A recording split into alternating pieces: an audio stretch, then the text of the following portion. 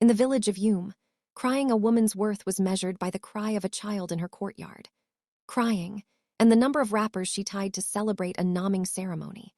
But for our Dao, the only thing that filled her courtyard was the heavy silence of shame and the mocking whispers of those who had no trouble bearing fruit. That afternoon, Adalgo sat on a low wooden stool behind her kitchen hut, peeling kava, her mind far away. From the front of the compound, the sharp, piercing voice of her mother-in-law, Mama O, floated through the air like the smell of burnt offering. Abina, my son, Mama O's voice rang out, shaking the thatched roof. How long will you water a dead plant? The rainy season has come and gone 10 times since you married this woman, yet her belly remains as flat as the floor of the market square. Are you bewitched? Adalgo's knife slipped, slicing into her thumb. She watched the blood well up, crimson and thick, but she felt no pain. The pain in her heart had long eclipsed any injury her body music could sustain. Abina, her husband, was a good man. He was as steady as an aroka tree and had the patience of the earth itself. Mama, please, he would say, his voice weary. Children come from God. It is God who gives. God does not give to those who have eaten their own eggs in the spirit world. Mama retorted, if you do not take a second wife by the next new moon, I will bring one for you myself. I will not die without carrying a grandchild. That night, the ultimatum hung over the house. Like a thick, suffocating cloud, Adalgo lay awake, listening to Oina's steady breathing. She knew he loved her, but a man's patience has a limit. And in Yumes, a man without an heir is a man whose lineage is erased from history. Desperation is a madness that creeps in slowly, then consumes you whole. The next morning, Adalgo woke up with a plan born of pure fear. She did not pack her bags. She did not run to her aunt's village. Instead, she took old wrappers and soft cotton, and she began to pad. Her stomach, it started small, just a little fullness enough to make a neighbor look twice. When Abina returned from the farm that evening, Adalgo sat on the mat, feigning nausea. She spat into a bowl and looked at him with watery eyes. Abina, she whispered, I think the gods have answered. Abina's eyes widened. He dropped his cutlers. Adalo, are you sure? I am sure, she lied, her heart pounding so hard she thought it would bust through her chest. But listen, my husband, I had a dream. A spirit warned me. For this child to stay, for the pregnancy to hold, no man must touch me. We must sleep separately until the baby comes. It was a heavy lie, but Abina, blinded by joy, agreed instantly. He would sleep on the floor. He would sleep outside. He would do anything to keep the baby safe. News spread through Umu like wildfire in the Hamadan season. Mama danced until her knees cracked. She dusted her body with white powder and treated Adogo like an egg, but for Adu, the next 9 months were a prison of her own making. Every month she added more cloth to her stomach. She walked with a sway, holding her back as if carrying a heavy load. She groaned in the mornings. She demanded spicy peppers and clay to eat. She played the part perfectly, but inside she was dying. She knew the moon was counting down. The 9th month was approaching, and there was no baby in her womb, only cloth and lies. When the 9th month arrived, the air in the compound became tense with expectation. Mama was already buying baby soap and preparing hot water spices. Adu, Mama asked one morning, eyeing her daughter-in-law's large cloth-filled belly. When is the baby coming? You have been heavy for too long. Soon, Mama Adawo said, sweat breaking out on her forehead. The baby is just stubborn. But she knew she had no more time. Ata does not run in the daytime for nothing. Adalgo knew she had to act or her shame would be greater than death. Early the next morning, while the dew was still wet on the grass, Adalgo tied her head. She took a machete and a long rope, telling Abina she was going to gather firewood near the boundary of the farmland. Let me go for you, Abina insisted. You are heavily pregnant. No, Deem, she smiled, a brittle, fragile smile. The midwife said, I must walk. It helps a baby calm down. I will not go far. She walked past the farm. She walked past the stream. She walked until the path ended and the menacing trees of the Barbara, the forbidden forest, loomed before her. People did not go there. It was the dumping ground. It was where the village threw things they feared, people who died of the swelling sickness. And in the dark days, children considered abominations, twins or bobbies born with teeth. Adalgo did not care about abominations. She did not care if the child she found had 2 heads. She needed a baby. She needed to save her marriage. The forest was silent. No birds sang. The air was cold despite the morning sun. Adalo walked until her legs trembled, pushing through thorns that tore at her skin. She was looking for the shrine of the forgotten where it was said the deity resided. In a clearing, she saw it. The shrine was a small, terrifying hut made of mud and palm fronds surrounded by white chalk markings. And there, sitting at the foot of the shrine, was a woven basket. Adu's breath hitched. She rushed forward, dropping her machete. Inside the basket lay a baby. It was a girl. The child was awake, staring at the canopy of leaves with eyes that were too bright, too knowing. Her skin was the color of polished camwood. She was beautiful, but there was an unnatural stillness about her. She did not cry. She simply looked at Adogo and cooed. Adu did not ask whose child this was. She did not ask why a baby was left at a shrine for spirits. Was it a gift, a trap, an outcast, an abomination? It didn't matter. "My Kai has saved me," Adalgo whispered, her hands shaking as she untied the cloth padding from her own stomach and threw it into the bush. She scooped up the baby. The child felt unnaturally light yet warm against her skin. She smeared dirt on her face, disheveled her hair, and rubbed the baby with some of the fluid from a snail she crushed to mimic the birth. Then she began to scream, "Help! Help my baby!" She ran back towards the village path, clutching the child. By the time she reached the outskirts of the farm, women were running toward her. Abina was leading them, his face pale with fear. They found Adalgo sitting by the roadside, exhausted, holding the baby wrapped in her head tea. "Adalgo," Abina cried, falling to his knees. "What happened?" I went to gather wood. Adalgo panted, the light tasting like ash in her mouth. "The labor pain hit me like a thunderbolt. I couldn't move. I thought I would die there." "And who delivered the baby?" Mama asked, looking at the clean cut of the umbilical cord. "An old woman."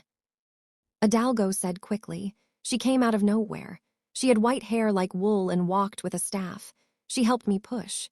She cut the cord. When I looked up to thank her, she was gone." The villagers gasped. It was an ancestor, one woman shouted, a spirit helper. "It is a miracle," Mama screamed, dancing around them. "My enemy has been shamed. My son has a child." Abina held the baby as if she were made of glass, tears streaming down his face. "We will call her a Zinni," he whispered, "the good mother, for she has wiped away my tears." Adawu smiled, but her heart was cold. She had stolen a child from the gods, and she knew that a stolen yam never digests peacefully. 7 years passed. Azing grew into a breathtaking beauty. She was tall for her age, with hair that was thick and black as the night, but there were things about her that made the villagers pause. When a Zen walked, the dust did not rise. When she sat under the Udara tree, fruits would fall even when there was no wind, and most disturbing of all was her laughter. It was the sound of water flowing over stones, beautiful yet cold. Adu loved her daughter with a fierce, consuming fire. She braided her hair, bought her the finest beads, and shielded her from the harsh sun. But Adao lived in perpetual fear. She noticed that Azin never slept deeply. At night, the girl would sit up and stare at the corner of the room, whispering in a language Adalgo did not understand. "Who are you talking to? Nay," Adalgo would ask, her voice shaking. Izine would turn those bright, ancient eyes to her mother and smile. "My playmates, Mama. They say it is time to come home. They say the lender is asking for his debt." Adalgo's blood would turn to ice. "Tell them you are home. You are here with me." The twists of fate began in the dry season of the 7th year. It started with the livestock. One by one, Abinaz goats began to die. They would be found in the morning stiff and cold with no mark on them. Then the crops in their farm withered while the neighbors' farms flourished. Mama Yugo, ever the hawk, began to watch Izin closely. One afternoon, Adalgo returned from the market to find Mamugo screaming at the gate of the compound. "I said it. I said there is something wrong with this child." The old woman yelled, pointing a gnarled finger at Azini, who stood calmly in the center of the compound. "Mama, what is it?" Adalgo dropped her basket, rushing to shield her daughter. She was talking to a python. Mama shrieked. A giant royal python. It was coiled around her leg, and she was stroking it like a pet.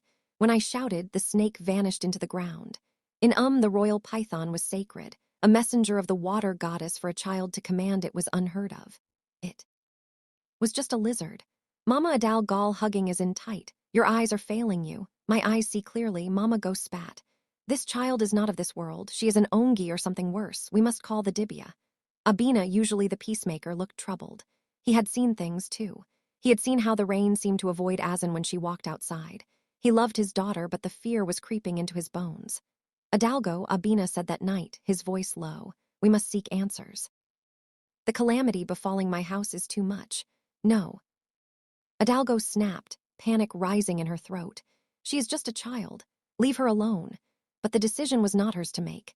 The elders summoned Daya Ikim, a powerful spiritualist known for eyes that could see the bottom of the ocean. The day Daya Ikim arrived, the sky turned a bruised purple. A heavy wind blew through the compound, stripping the palm trees of their fronds.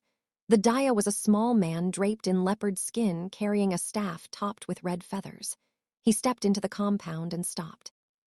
He did not look at Abina. He did not look at Mamugo, his eyes locked onto Azini, who was sitting on a mat playing with stones. The Daya trembled. He took a step back, fear etched on his face. "Abomination," he whispered. "What do you mean, wise one?" Abina asked, stepping forward. "You have a thief in your house," the Daya said, his voice thundering. He turned to Adalgo. "Woman, where did you get this child?" The compound went silent. You could hear a pin drop. Adalgo felt her knees give way. I gave birth to her, she stammered, clinging to the lie she had told 7 years ago. In the forest, the old woman. Lie, the Daya roared, striking his staff on the ground. There was no old woman. There was only the shrine. This child belongs to a Gumiri. She is a dedicated child, a sacrificial lamb left at the shrine to appease the deity for the sins of a past generation.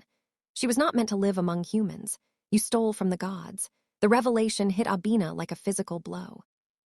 He staggered back, looking from the Dibat to his wife. "Adalgo, what is he saying? You told me the old woman." Adalgo collapsed into the dust, weeping. The lie had finally crumbled. "I wanted a child, Abina. I wanted to give you a child. My womb was dead. I patted my stomach. I lied. I went to the forbidden forest and I found her. I just wanted to be a mother. You interrupted a covenant," the Dayak countered, his voice shaking the earth. "Because you stole what belongs to the spirit has come to collect its due." The death of the goats was a warning. The death of the crops was a warning. Now the deity demands a life for a life. "Whose life?" Mama asked, her voice trembling. The Daya pointed his staff at Abina, the head of the house. "Unless the child is returned to the shrine by midnight tomorrow, your husband will die." A scream tore from Adalgo's throat. She looked at Abina, who stood frozen, his face pale. Then she looked at Azini. The girl was no longer plain. She stood up, her 7-year-old face bearing an expression of ancient sorrow. She walked over to Adalgo and wiped the tears from her mother's face. "Don't cry, Mama. I told you the lender was asking for his debt." The night that followed was the longest of Adalgo's life. Abina fell ill immediately after the Daya left. He burned with a fever that no water could cool. He tossed and turned, calling out names of ancestors long dead. Adalgo sat by his bedside holding his burning hand. In the other room, Azan slept or appeared to sleep. Adalgo Abina rasked his eyes barely open. "Take her back." "I can't," Adalgo sobbed. "She is my daughter. I nursed her. I raised her. She is real to me, Abina. She is not a spirit. She is my child. And I am your husband," Abina whispered. "Will you trade me for a stolen dream?" The question hung in the air, heavy and suffocating. Adalu left the room and went to wherein lay. The child opened her eyes. "Mama is in, said Papa is in pain." I know, Adalgo wept. "If I stay, he dies. If I go, I die." I sat up. "But I love you, Mama. You were the only one who wanted me. The people who left me at the shrine, they didn't want me. You wanted me." This broke Adalgo. She grabbed the child and held her, rocking back and forth. This was the tragedy of her sin, that in her selfishness, she had created a bond of love that was now demanding a sacrifice of blood. The next evening, as the sun began to set, painting the sky in hues of blood orange, Adalgo made her choice. She bathed Ezin and dressed her in a white wrapper. She did not speak. Her heart was a stone in her chest. She carried a zin on her back just as she had when she was a baby. She walked out of the compound past the weeping Mamego, past the sick bed of her husband. She walked towards the forbidden forest. The journey was difficult. The roots seemed to grab at her ankles and the wind howled her name. "Adalgo, thief. Adalgo, thief." When she reached the shrine of Ayabama, the atmosphere was heavy. The air smelled of ozone and wet earth.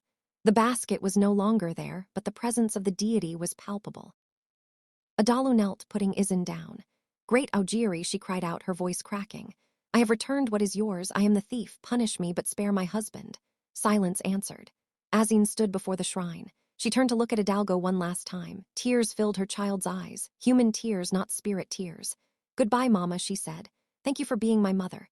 Isin, no. Adalgo lunged forward to hug her one last time, but a sudden gust of wind, violent and cold, threw her back. Mist swirled around the child. The trees seemed to bend down. From the shadows of the shrine, a large python slithered out, circling the girl. Azin did not run. She placed her hand on the snake's head. Then the mist thickened, swallowing the girl and the snake. "Ezin!" Hidalgo screamed, clawing at the earth. "Ezin!" But when the mist cleared, the girl was gone. Only a single white cowrie shell remained where she had stood. Hidalgo collapsed, wailing until her voice was gone. She lay there for hours until the moon rose high. When she finally stumbled back to Umu, she found the house quiet. Her heart stopped. Had she been too late, she rushed into the hut. Abina was sitting up on the bed drinking water. The fever had broken. He was weak, but he was alive. "Hidalgo?" Abina asked, seeing her disheveled appearance, mud staining her wrapper. "Where is she?" Hidalgo did not answer. She sank to the floor and wept. Life in Umu returned to normal, but Hidalgo was never the same. Abina recovered fully and interestingly, the love between him and Adogo grew stronger, forged in the fire of their shared tragedy. They never spoke of his end to outsiders. Mama, humbled by the near loss of her son and the supernatural events, stopped her mockery. She became quiet, treating Hidalgo with a strange, fearful respect.